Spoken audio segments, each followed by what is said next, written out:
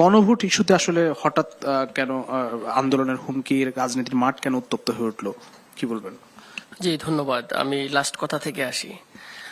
আসলে তেল সংকট এটা স্বীকার করতে হবে, না করাটাই হচ্ছে অন্যায়। আপনি সত্যিকে অপলাভ হবে। আমার আপনি যদি প্রমাণ চান আমি কোনটা বলবেন, সেই পাম্পে গিয়ে দুইটা লাইন হয়, যেটা একদম গভর্নমেন্ট অফিসার এবং যারা বলে ভিআইপি বলে তাদের লাইনে দাঁড়াইলে 5 ঘন্টা করে গাড়ি রেখে তারা তেল পায়, দুইটার পরে তেল ছাড়ে। সো যেটা সত্য সেটা বলতে হবে। প্রবলেম হলো যখন সত্যকে আপনি হাইডিং করবেন তখনই ঝামেলাটা হবে। মানুষ যখন জানবে যে দেশে আসলেই সংকট আছে, সুতরাং আমাদেরকে নিতে হবে স্বচ্ছভাবে। দাম তো বাড়ানো হয়েছে ভাই, এখন তো আর মজুত করার সুযোগ নেই। দাম তো পেয়ে গেছে, লাভ যারা করা তারা তো করেই ফেলছে। আমাদের 20 টাকা 30 টাকা করে করছে লাভ, সব জায়গায় তখন লাভ হয়ে গেছে। যেটার জন্য ওরা ওয়েট করতেছিল মজুত করার, যে মজুতদার থাকে তাও তাহলে খুশি এখন। তারপরে জনগণ তেল পাচ্ছে না। একুরেট হিসাবটা আসলে দেওয়া হচ্ছে না। যেটা দেওয়া হয় বিবৃতিতে সেটার সাথে মিল নাই। সেটা তো আপনি যদি রিপোর্টও দেখেন যে এক্সপোর্ট যেখান থেকে করা আমাদের কাস্টমস, তার ডাটা নিবেন, আমাদের বিপিসি ডাটা নিবেন, মন্ত্রণালয়, তিনটা নিয়ে দেখবেন মেলে না। তো এরকম আমি সংসদ নিজে দাঁড়িয়ে দেখিয়ে বলেছে এই হলো ডাটা দেখেন। তারপরে বলছে না আসলে তেল তো আসতেছে, 200টা জাহাজ আসতেছে। আরেকটা উদাহরণ দিই, আর এনার্জি, যাদেরকে 1 লক্ষ টন আনার অনুমোদন দেওয়া হয়েছে। আরেকটা হচ্ছে KNS ইন্টারন্যাশনাল, তাকে 1 লক্ষ টন ডিজেল আনার অনুমতি দেওয়া হয়েছে। গত 8 এপ্রিল এই পার্লামেন্ট এই ক্যাবিনেট অনুমোদন দিচ্ছে ডিরেক্ট কেনার জন্য। ওটিএম যেটা আমাদের সে মেথডও বাদ, যেহেতু ক্রাইসিস মোমেন্ট মানলাম। এই দুটো কোম্পানির বয়স কতটুকু জানেন? একজনের বয়স হচ্ছে 1 বছর, একজন হচ্ছে 25 সালে তৈরি করা। এবং তারা একটা হচ্ছে ইউকে বেসড, একটা হচ্ছে সুইজারল্যান্ড বেসড। এইগুলোর অথরিটি কোথায় দিবেন আপনি? 2 লক্ষ টন যে আসতেছে, এর কোথা থেকে আসতেছে? এইগুলোর হিসাব আপনি যখন ধরবো তখন বলবেন তার এই তেলগুলো আসলো। আপনি বললেন 36টা জাহাজ ভিড়ছে, 36টা কয়টা তেলের আপনারা জানেন? মাত্র তেলের আছে 2টা কি 3টা, বাকি সব হচ্ছে এলএনজি। তাহলে এত বড় ঢোক ঢাল পিটানো তো দরকার নেই আসলে আলটিমেটলি। আবার যেটা বললো যুগান্তরের রিপোর্ট আসলো আমাদের, যে উপচে পড়া ভিড়, সুপার পেট্রো বলতেছে, আমাদের মেঘনা বলতেছে আমাদের তেল নিচ্ছে না, গভর্নমেন্ট চিঠি দিয়ে বলতেছে নেওয়ার দরকার নেই। সো তার মানে আপনি তো জিনিসটাকে, সিচুয়েশনটাকে আসলে ক্লিয়ার করতেছেন না। যাই হোক, কমিটি হয়েছে, আমরা দেখবো হোয়াট উইল হ্যাপেন। গভর্নমেন্ট বিরোধী দল কি করে সেটা আমরা এই যে ব্লেম গেম খেলতেছি না, আমি বলছি ক্রাইসিস ম্যানেজমেন্ট গেম খেলা উচিত আমাদের।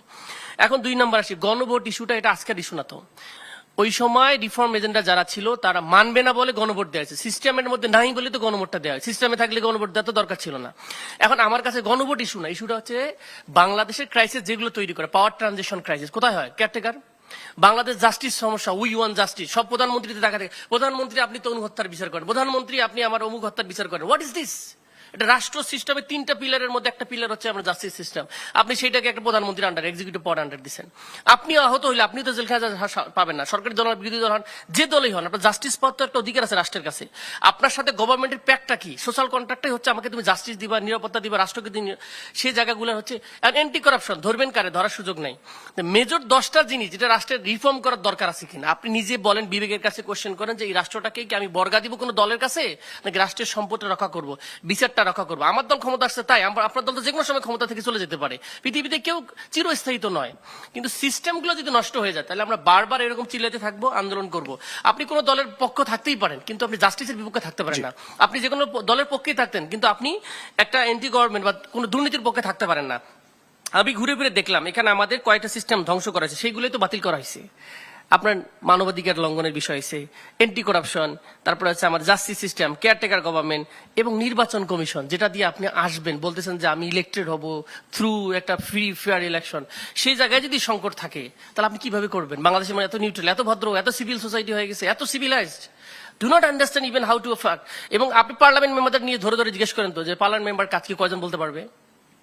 এটা হচ্ছে বিগ কোশ্চেন আমার কাছে।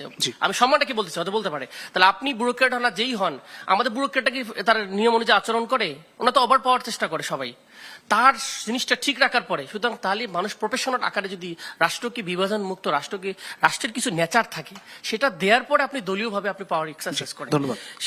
সেই পিলার গুলাকে নষ্ট করা, এটাকে রিফর্ম করাটাই ছিল তো মূলত এটা গণভোটের উদ্দেশ্যটা বুঝতে হবে। আমরা সবসময় আইন ফাঁক আমি শেষ করি 1 সেকেন্ডে শেষ করে। ওনাদের একটা চমৎকার বই বেরিয়েছে, সংবিধান তবে কিন্তু যদি, এইগুলো দিয়ে আপনার পাওয়ারটা খেয়ে দেওয়া হয়েছে। আপনাকে বলে you are the sovereign people, but in the name of but যদি এইসব কন্ডিশনস থাকে আপনার পাওয়ারটা goes back to the prime minister. Only the prime minister is unaskable, unaccountable. তাকে কেউ প্রশ্ন, কোনো বিচার কিছুর ঊর্ধ্বে রাখতে পারবে না। বাকি সবাই, ইভেন এখনকার যে প্রেসিডেন্ট আছে তাকেও বন্দি ইন দ্য প্রাইম মিনিস্টারের হ্যান্ড। জনগণ আমাদের এক ব্যক্তির হাতে। সুতরাং দিস ইজ প্রজাতন্ত্র না, এটা হচ্ছে রাজতন্ত্র ইন দ্য নেম অফ প্রজাতন্ত্র। That is the definition.